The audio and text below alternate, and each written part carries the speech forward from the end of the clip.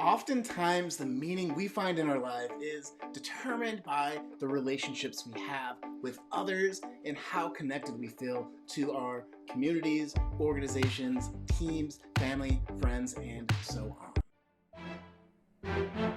Start your week great. Start your week with a coach. I'm your host, certified high performance coach, Sean Butner, and we're going to talk about something that'll help you advance in your life this week. So let's go. Being in community means influencing and being influenced by others, right? The best parts of life are when you can see a group or a team grow together, where you're co-creating outcomes together, when you are really focused on a mission that takes an unexpected form because you're working together. And when we feel in community, when we feel like we have influence with others and others have influence with us, we feel really just content. We feel really on top of our game. We feel like we're progressing. We find that really deep meaning that a lot of us often crave. But when we feel lonely, we're usually not connected to our communities. We're not interested in influencing each other or other people. So you might think that, when you're lonely, part of it is you don't feel like you have influence with others. But another part of it is you stop trying in a lot of ways, right? At least that's been my experience working with clients and, with myself.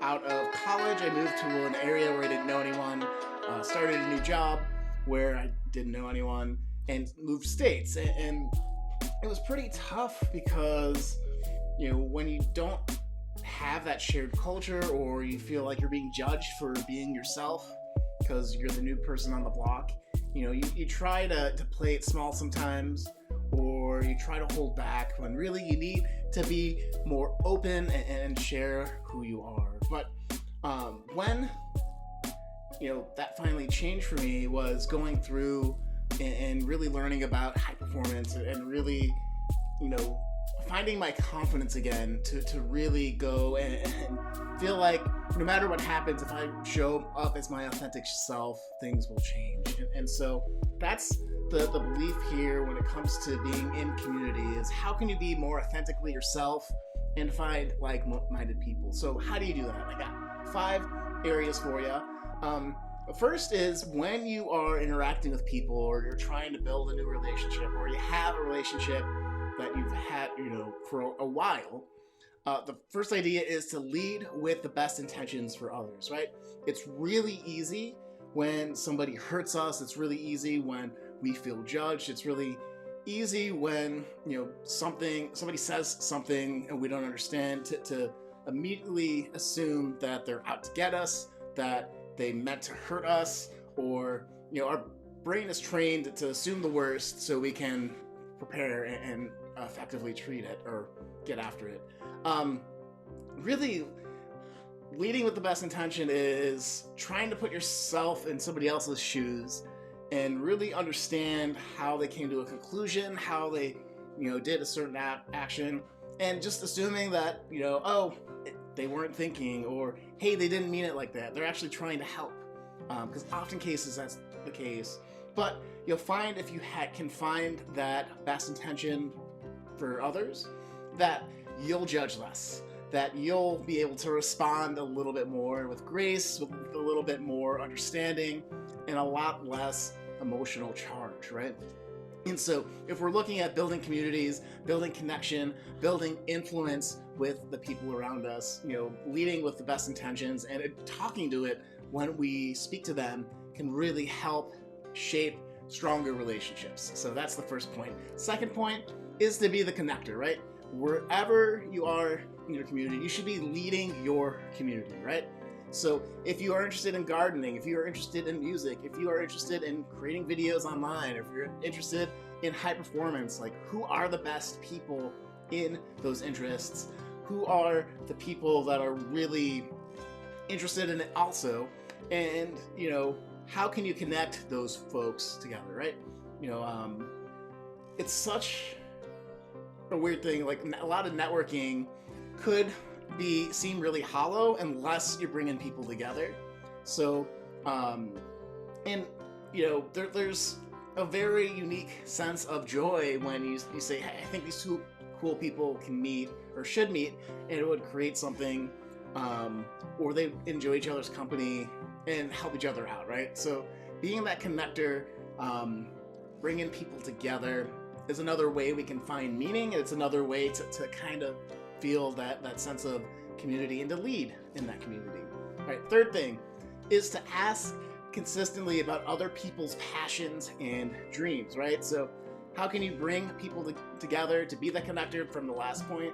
Well, you have to know what people are really passionate about, what they're really interested in, what they really are looking to get out of life. Because when you can pay attention to that and connect those people, or you can then if you can connect those people, then you're just kind of accelerating your level of influence. So when you connect people, they always think of you when they get together, right? So that's, oh, this person connected me with this other person.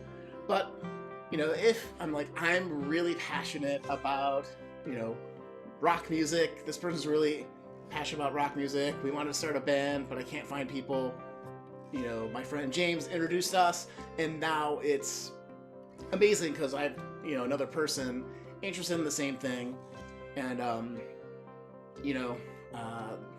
that's awesome. So all right, the fourth point to keep in mind here is when you are talking with someone, you want to encourage, you want to be curious, but you do not want to judge. And this is such a big point I think so many people miss in today's world, where it's a quick headline, a one-sentence blip, and you've judged them, you've identified their politics, you've identified who they are as a person, how they show up in the world, how they've always been.